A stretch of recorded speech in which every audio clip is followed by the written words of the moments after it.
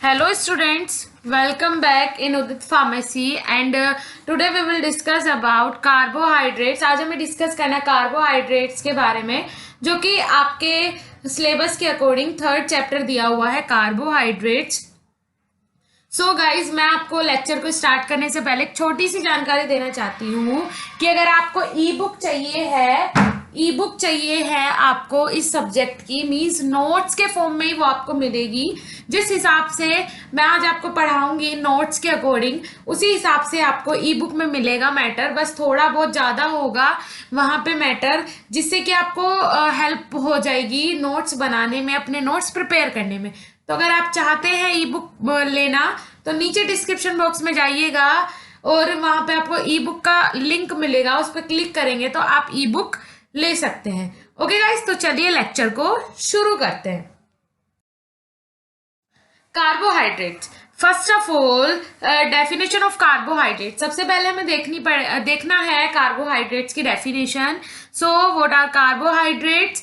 Carbohydrates can be defined as organic compound which are polyhydroxy aldehydes or polyhydroxy ketones or their derivatives or substances which upon hydrolysis given these derivatives। देखिए क्या है carbohydrates, क्या होते हैं carbohydrates? Can be defined as organic compound.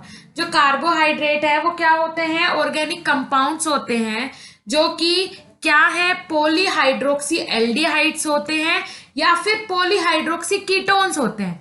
ठीक है, carbohydrates या तो पॉलीहाइड्रोक्सी एल्डिहाइड होते हैं या फिर पॉलीहाइड्रोक्सी कीटोन्स होते हैं। ये दोनों वर्ड्स आप अंडरलाइन कर लीजिएगा, polyhydroxy aldehyde and polyhydroxy ketone. So carbohydrates या तो पॉलीहाइड्रोक्सी एल्डिहाइड होंगे या फिर पॉलीहाइड्रोक्सी कीटोन्स होंगे, या फिर पॉलीहाइड्रोक्सी एल्डिहाइड और पॉलीहाइड्रोक्सी कीटोन्स के डेरिवेटिव भी हो सकते हैं। Then carbohydrates are also called as saccharides meaning sugar. Carbohydrates जो है वो सैकेराइड्स भी कहलाते हैं, जिसे आप शुगर भी बोल सकते हैं। नॉर्मल लैंग्वेज में शुगर पता होगा आपको, शुगर C6H12O6 जिसका फॉर्मूला होता है, तो शुगर भी बोल सकते हैं या फिर सैकेराइड्स भी बोल सकते हैं। कार्बोहाइड्रेट का जो सोर्स होता है वो क्या होता है? शुगर होता है। Next, classification of carbohydrates. अब क्लासिफाई किया गया है कार्बोहाइड्रेट को 4 अलग अलग पार्ट में। ठीक है, carbohydrates are classify in 4 different groups. First one is monosaccharide, second one is disaccharide, third one is oligosaccharide and fourth one is polysaccharide। ठीक है, कार्बोहाइड्रेट को 4 ग्रुप में डिवाइड किया गया है, monosaccharide, disaccharide, oligosaccharide and polysaccharide. Monosaccharide क्या होता है? मोनोसैकेराइड किससे मिलके बना होता है? 1 शुगर मोलिक्यूल, एक मोलिक्यूल ऑफ शुगर से मिलके बनता है मोनोसैकेराइड। ठीक है, एक शुगर के मॉलिक्यूल से मिलके बनता है मोनोसैकेराइड। जहां पे शुगर के 2 मॉलिक्यूल एक साथ अटैच हो, एक साथ कॉम्बिनेशन में हो, वो होता है डाइसैकेराइड। जहां पे 2 या 2 से ज्यादा, 10 तक, 2 3 4 5 6 7 8 9 10 इतने सारे शुगर अगर एक साथ कंबाइन हो, वो होता है oligosaccharide. Next one is polysaccharide. 10 या 10 से ज्यादा अगर शुगर मोलिक्यूल एक साथ अटैच हो रहे हैं, कंबाइन हो रहे हैं, तो वो कहलाता है पॉलीसैकेराइड। राइट, 10 या 10 से ज्यादा शुगर मोलिक्यूल अगर एक साथ कंबाइन होते हैं तो वो कहलाता है पॉलीसैकेराइड। राइट, अब देखते हैं मोनोसैकेराइड के कुछ एग्जांपल्स, जैसे कि ग्लूकोज। ग्लूकोज क्या है? एक मोलिक्यूल अगर ग्लूकोज का है तो वो कहलाता है क्या? मोनोसैकेराइड। एक ग्लूकोज का मॉलिक्यूल ही कहलाता है फ्रुक्टोज, बस स्ट्रक्चर में थोड़ा बहुत डिफरेंस होता है।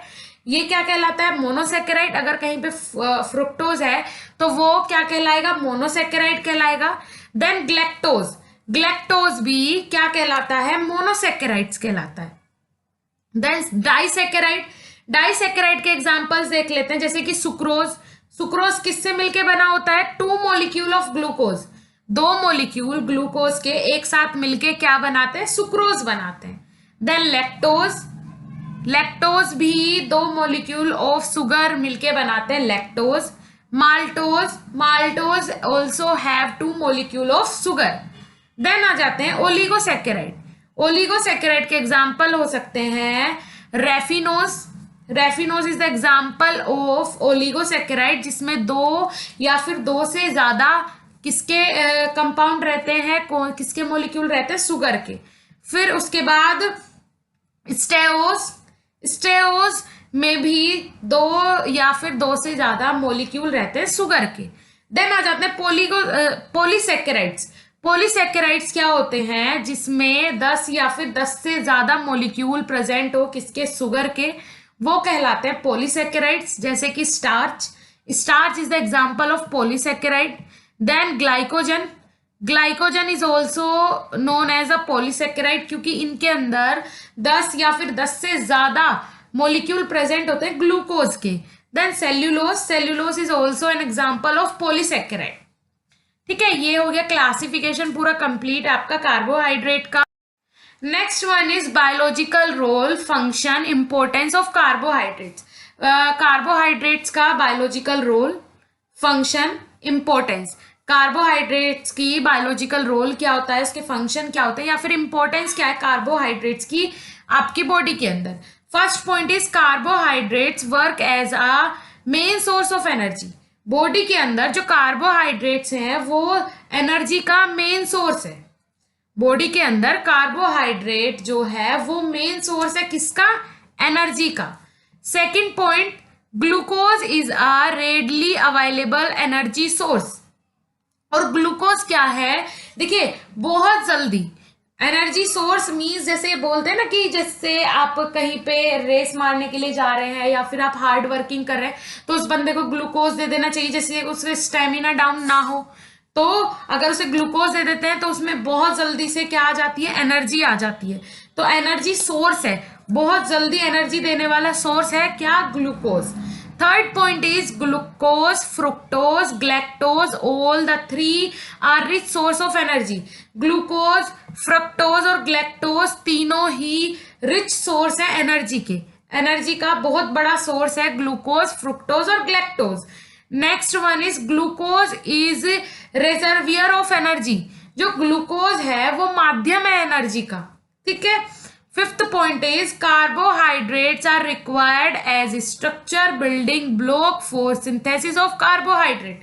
देखिए जो कार्बोहाइड्रेट्स है वो जरूरी होते हैं क्या बनाने के लिए, जो कार्बोहाइड्रेट्स की स्ट्रक्चर होती है, स्ट्रक्चर की सिंथेसिस करने के लिए, या फिर बॉडी के अंदर कोई भी फंक्शन हो रहा है उस फंक्शन को पूरा करवाने के लिए कार्बोहाइड्रेट्स एसेंशियल होते हैं। कार्बोहाइड्रेट्स के लिए कोई भी फंक्शन बॉडी के अंदर होना इम्पॉसिबल है। Then sixth point is carbocytes are special carbohydrates being provided to the nervous tissue।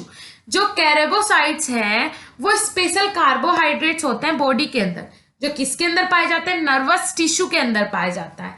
Next one is derivative of glucose and galactose are required to synthesise special polysaccharide as heparin and chondroitin sulphate part of structure of cartilage.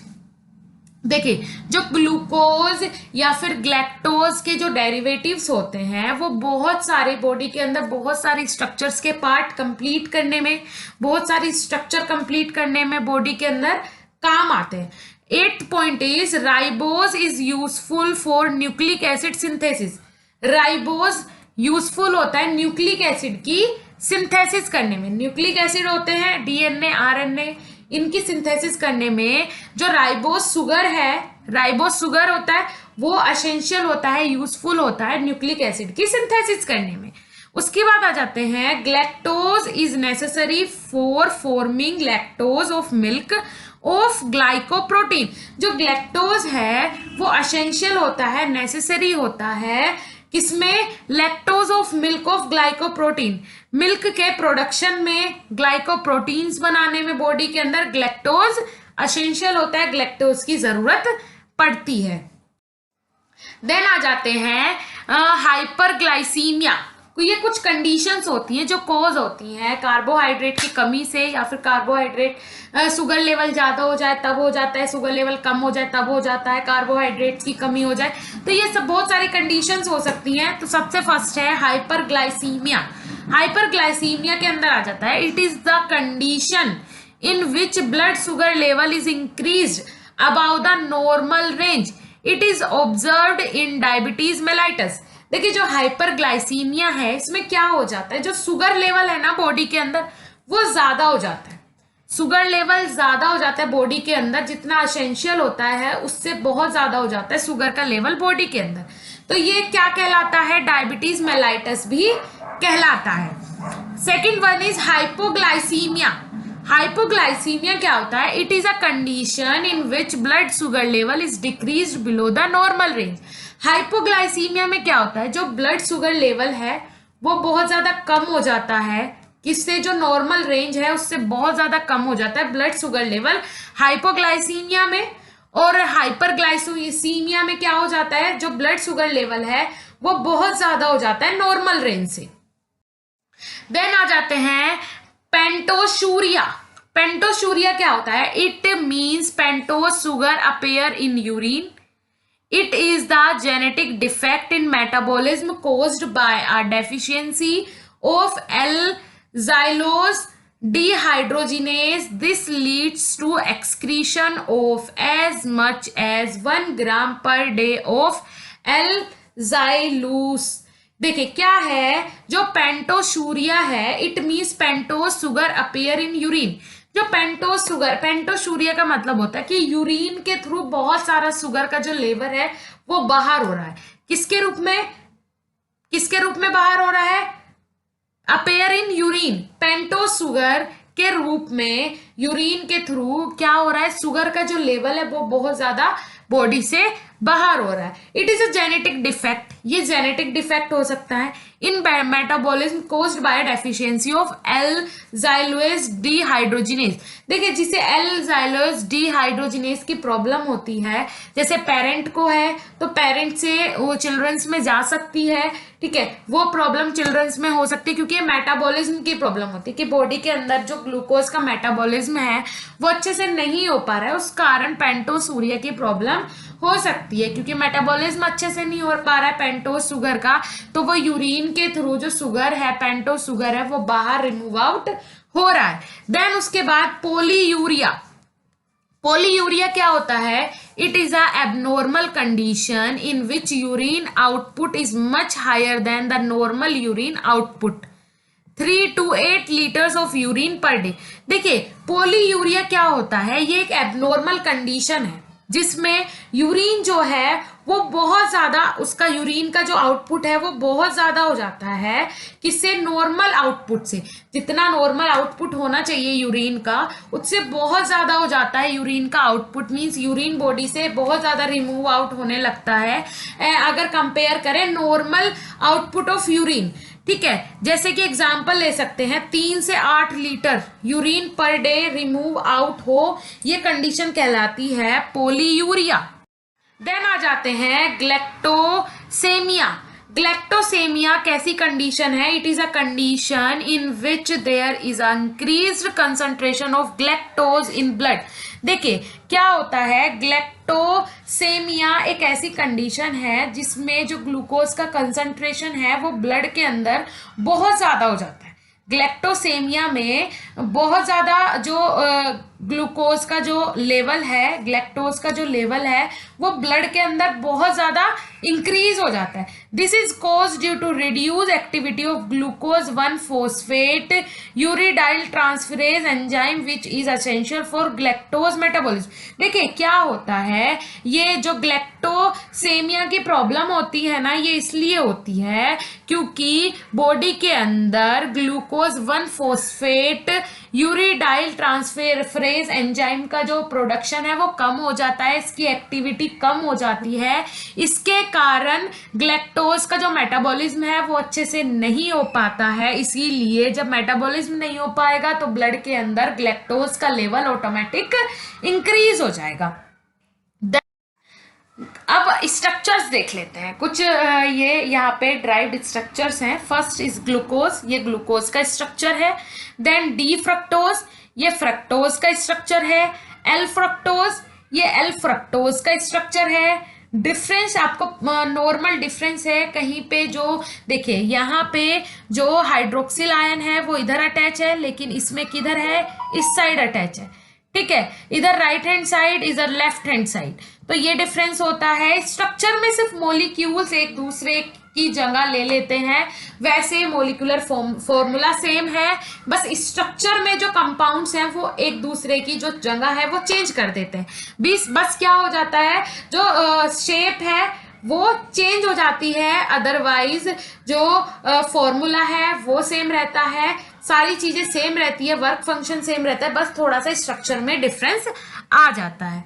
फिर आते हैं sucrose.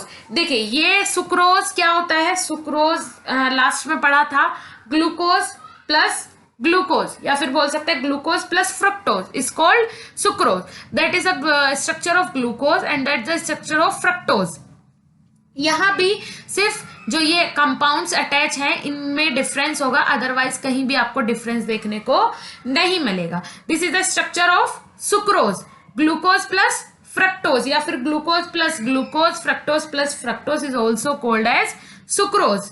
आ जाते हैं maltose. This is the structure of maltose. ये structures important होती हैं, आप अगर एग्जाम में, क्योंकि आप बायोकेमिस्ट्री पढ़ रहे हैं, सो केमिस्ट्री यहाँ पे आपको देनी ही पड़ेगी। एसेंशियल होता है कि आप केमिस्ट्री में स्ट्रक्चर्स वहां पे लिख के आए। देन आते हैं lactose. This is the structure of lactose. Okay, test होता है, इसी के थ्रू, इसी की हेल्प से क्या किया जाता है, बॉडी के अंदर ग्लूकोज का जो लेवल है उसे रिड्यूस किया जाता है। ठीक है, कार्बोहाइड्रेट्स के लेवल को रिड्यूस किया जाता है किसके थ्रू, ओसाजोन टेस्ट के through. Mechanism of osazone formation. First one is when reducing sugar is treated with phenyl hydrazine, it gives the reaction product phenyl hydrazine. देखिए जो रिड्यूसिंग शुगर है, जो ओसाजोन जो टेस्ट था उसके थ्रू शुगर को reduce किया गया। ठीक है, शुगर के लेवल को, कार्बोहाइड्रेट के लेवल को कम किया गया बॉडी के अंदर। अब उसके बाद क्या किया गया, जो मैकेनिज्म है उसमें बताया गया, when reducing sugar is treated with phenyl hydrazine. जो रिड्यूसिंग शुगर था अगर वो ट्रीट किया जाए किसके साथ, फिनाइल हाइड्राजीन के साथ, तो वो कौन सी रिएक्शन देती है, फिनाइल हाइड्राजीन। ठीक है, then second point is the two molecules are heated again with phenyl hydrazine, it give rise to product like aniline, ammonia and glucosazone. देखिए क्या है, जब दो मॉलिक्यूल फिर से जैसे रिएक्शन करवाई रिड्यूसिंग शुगर को, अब हमने किसके साथ ट्रीट करवाया था, फिनाइल हाइड्राजीन के साथ ट्रीट करवाया। अब क्या करवाएंगे, जो रिड्यूसिंग शुगर था उसे फिनाइल हाइड्राजीन के साथ हमने क्या ट्रीट करवा दिया था, अब फिर से फिनाइल हाइड्राजीन को दो मॉलिक्यूल के साथ हीट करा जाएगा। ठीक है, फिनाइल हाइड्राजीन को दो मॉलिक्यूल के साथ ट्रीट किया जाएगा। It give rise to product like aniline, ammonia and glucosazone. उसके बाद जब दो प्रोडक्ट के साथ उसे हीट करवाया गया तो क्या हुआ, जो प्रोडक्ट्स थे जैसे कि एनिलीन, अमोनिया एंड ग्लूकाजोन, तो वो क्या दिखाई दिया कि वो राइज अप हो रहे हैं, मींस उनका जो लेवल है वो राइज हो रहा है। Third point is in actual mechanism 3 molecules of phenyl hydrazine hydrochloride react with 1 molecule of reducing sugar to produce as ozone crystal of respective reducing sugar, example glucose, fructose, galactose। ठीक है, उसके बाद जो actual mechanism था, ये सारी चीजें हो जाने के बाद वो क्या प्रोड्यूस करेगा, ओसाजोन प्रोड्यूस करेगा। ठीक है, जो हम रिएक्शन कर रहे थे ओसाजोन की, ओसाजोन प्रोड्यूस करेगा। उसके बाद उससे क्या हो जाएगा, रिड्यूसिंग शुगर। इस पूरी प्रोसेस के कारण क्या हो जाएगा, शुगर रिड्यूस हो जाएगा। Then significance of ozone test. अब सिग्निफिकेंस क्या होते हैं ओजोन टेस्ट के, first one is osazone test help to differentiate reducing sugar and non-reducing sugar like starch, dextrin, sucrose. देखिए ठीक है, ओसाजोन टेस्ट जो है वो हेल्प करता है डिफ्रेंशिएट करने में, पता करने में किस किस में, जो रिड्यूसिंग शुगर है एंड नॉन रिड्यूसिंग शुगर में। ठीक है, उसके बाद आ जाते हैं सेकंड पॉइंट पे। Osazone test also help to differentiate particular type of reducing sugar, differentiate it from other type of reducing sugar.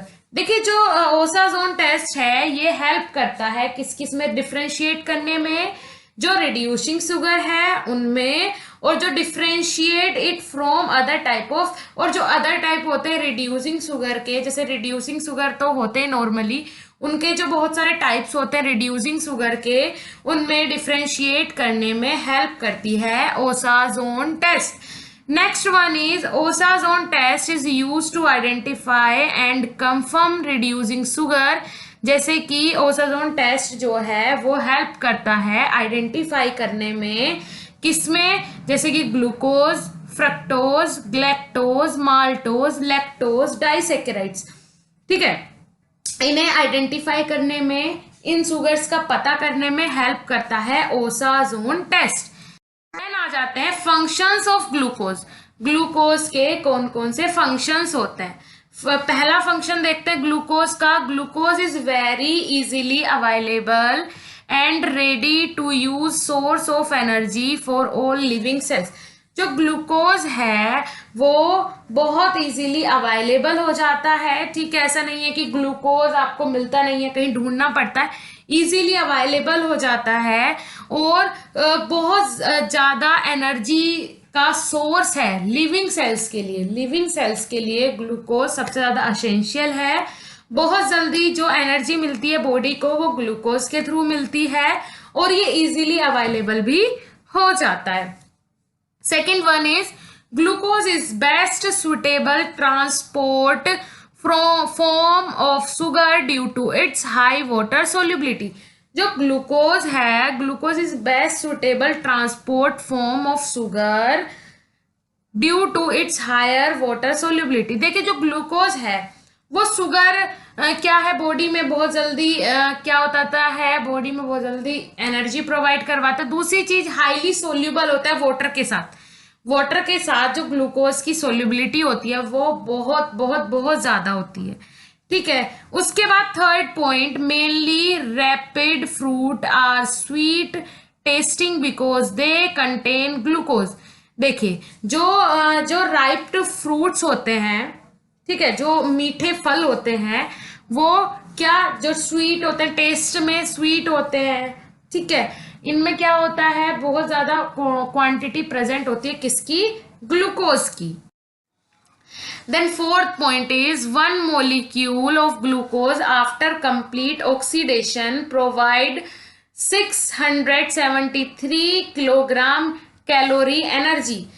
जो एक मोलिक्यूल होता है ग्लूकोज का वो कंप्लीट ऑक्सीडेशन होने के बाद 673 किलो कैलोरी एनर्जी प्रोवाइड करवाता है, इक्विवेलेंट टू 30 एटीपी, जो किसके बराबर है, 38 एटीपी के बराबर है। एटीपी मीन्स एडिनोसिन ट्राइफॉस्फेट, जिसके फॉर्म में एनर्जी स्टोर होती है बॉडी के अंदर। So glucose is rich and ideal source of energy. इसीलिए ग्लूकोज रिच है और आइडियल सोर्स है किसका, एनर्जी का। Then fifth point is different derivatives of glucose are important intermediates of carbohydrate metabolism। जो अलग अलग डेरिवेटिव्स होते हैं ग्लूकोज के वो इम्पोर्टेंट इंटरमीडिएट हैं किसके, कार्बोहाइड्रेट मेटाबॉलिज्म के। Then sixth point is glucosamine is another important amino sugar of glucose which is structural part of some antibiotics as like erythromycin, streptomycin.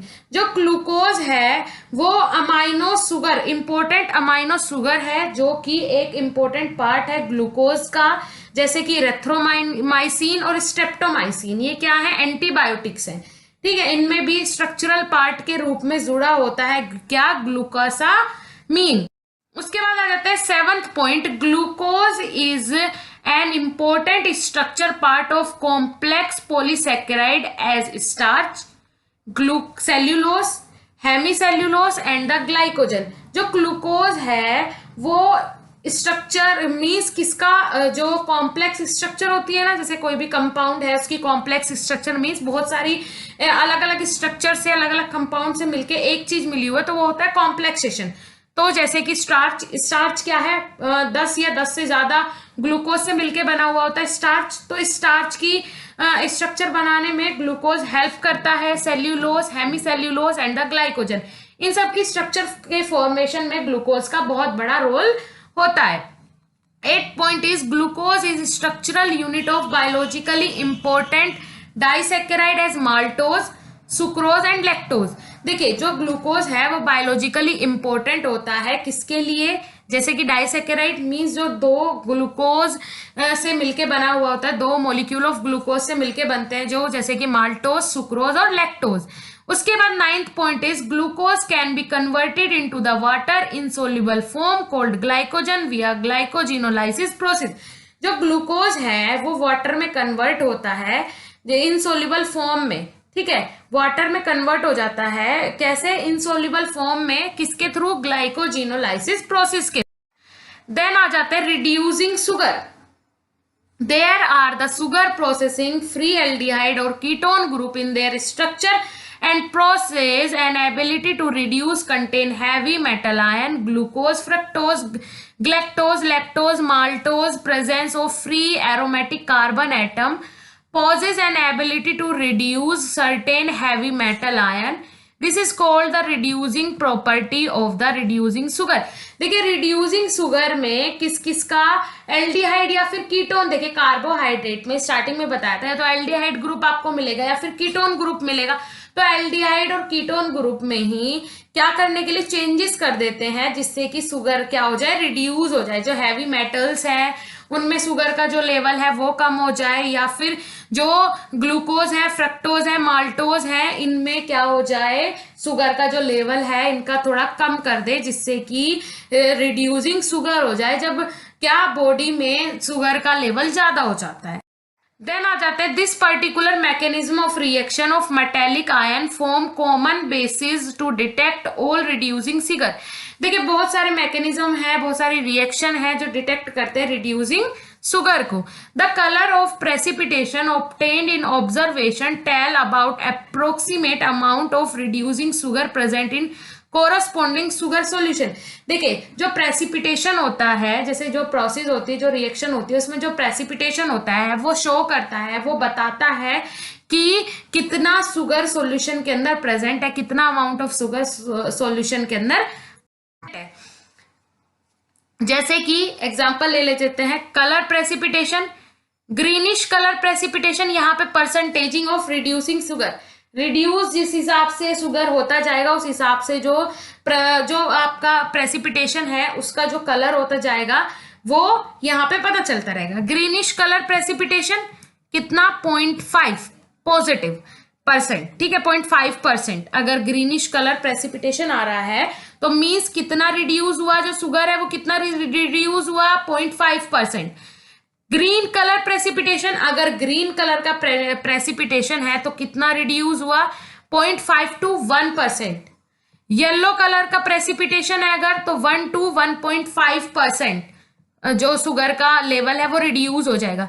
Yellow to orange colour precipitation, अगर yellow से orange colour का precipitation आ रहा है तो 1.5 से 2% तक जो रिड्यूस हो जाएगा, क्या आपका शुगर रिड्यूस हो जाएगा, ठीक है, शुगर का जो लेवल है वो रिड्यूस हो जाएगा, कितना, 1.5 to 2%।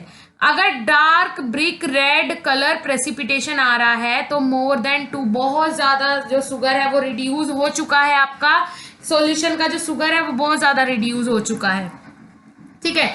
ये जो टेबल है थोड़ी इंपॉर्टेंट है, तो ये आप जरूर अपना इंपॉर्टेंट नोट कर लीजिएगा इस टेबल के ऊपर, मोस्ट इंपॉर्टेंट है।